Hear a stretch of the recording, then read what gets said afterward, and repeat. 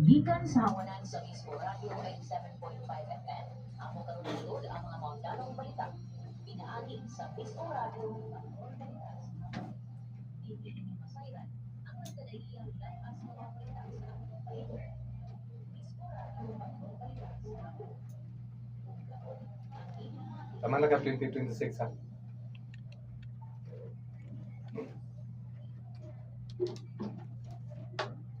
Maayong hapon, may Samis Oriental, tibok na suringon man tibok kalibutan nga naabot sa atong Sibiyahan.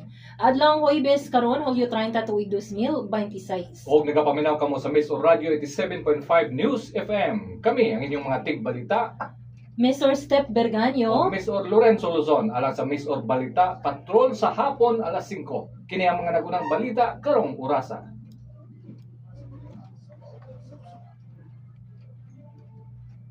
Filipino wind surfers may bisita sa Embahada sa Pilipinas sa Rome. O defending champion Fernandez gipilde ni Iyala sa Mubadala DC Open.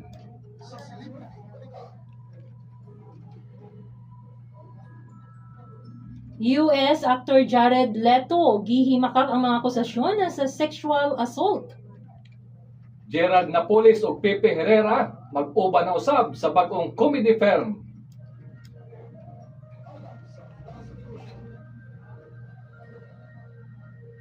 Moratorium sa Metro Manila IT Parks gitangtang og 5 ka developers nakabenepisyo. Bagong AI model sa kasing-kasing mas gipalambo.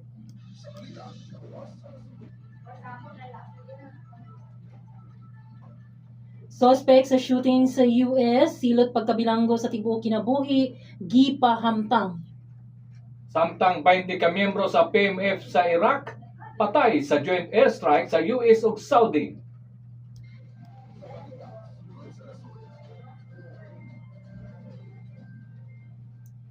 Senado nadawat na ang tax records ni BP Sara ug Attorney Mans Carpio. OFW nga siyang katuig nang nanarbaho sa Saudi Arabia niuli ng patay. Pamilya hilabihan ang kapungot human wala makabot ang hustisya.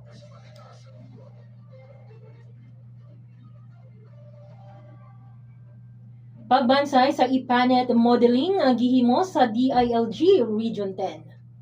Misamis Occidental gibubuan ni PBBM og 630 million pesos nga bili sa mga proyekto.